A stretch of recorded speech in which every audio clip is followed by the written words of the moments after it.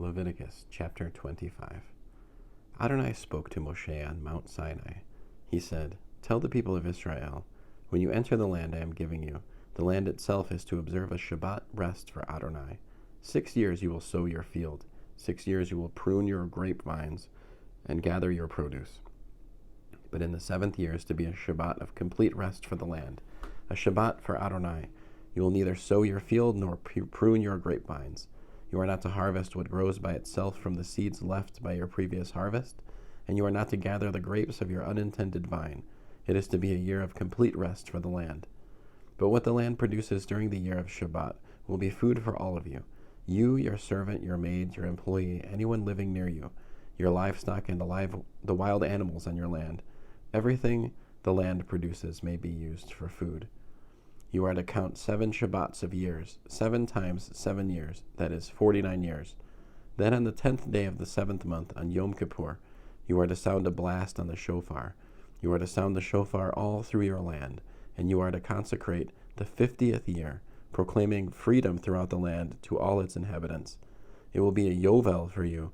You will return everyone to the land he owns, and everyone is to return to his family. That 50th year will be a Yovel, Jubilee, for you. In that year you are not to sow, harvest what grows by itself, or gather the grapes of untended vines, because it is a Yovel. It will be holy for you. Whatever the fields produce will be food for all of you.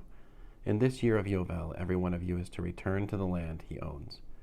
If you sell anything to your neighbor or buy anything from him, neither of you is to exploit the other.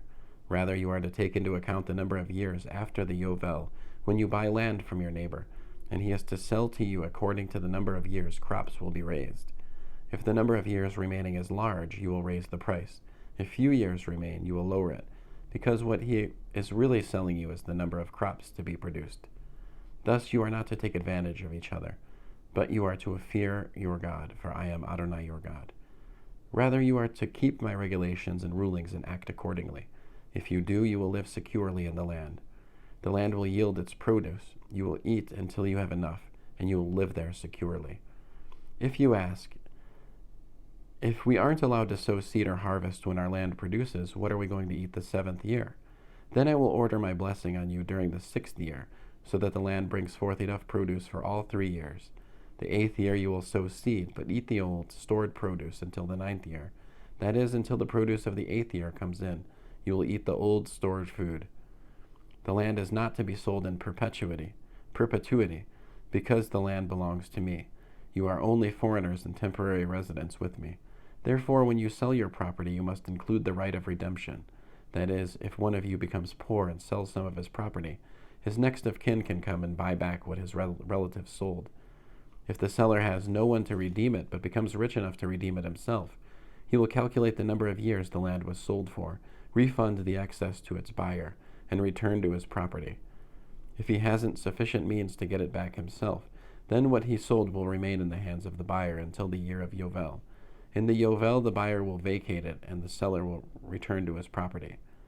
If someone sells a dwelling in a walled city, he has 1 year after the date of sale in which to redeem it. For a full year he will have the right of redemption. But if he has not redeemed the dwelling in the walled city within the year, then title in perpetuity passes to the buyer through all his generations. It will not revert in the Yovel. However, houses in villages not surrounded by walls are to be dealt with like the fields in the countryside. They may be redeemed before the Yovel, and they revert in the Yovel. Concerning the cities of the Levi'im, and the houses in the cities they possess, the Levi'im are to have a permanent right of redemption. If someone purchases a house from one of the Levi'im, then the house he sold in the city where he owns property will still revert to him in the Yovel, because the houses in the cities of the Levi'im are their tribe's possession among the people of Israel. The fields in the open land around their cities may not be sold, because that is their permanent possession. If a member of your people has become poor, so that he can't support himself among you, you are to assist him as you would a foreigner or a temporary resident, so that he can continue living with you.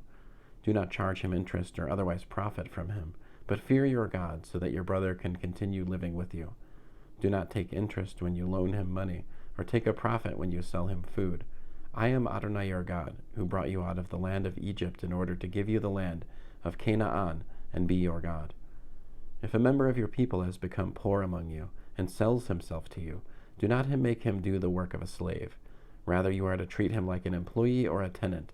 He will work for you until the year of Yovel. Then he will leave you, he and his children with him, and return to his own family and regain possession of his ancestral land. For they are my slaves, whom I brought out of the land of Egypt. Therefore they are not to be sold as slaves. Do not treat him harshly, but fear your God. Concerning the men and women you may have as slaves, you are to buy men and women slaves from the nations surrounding you.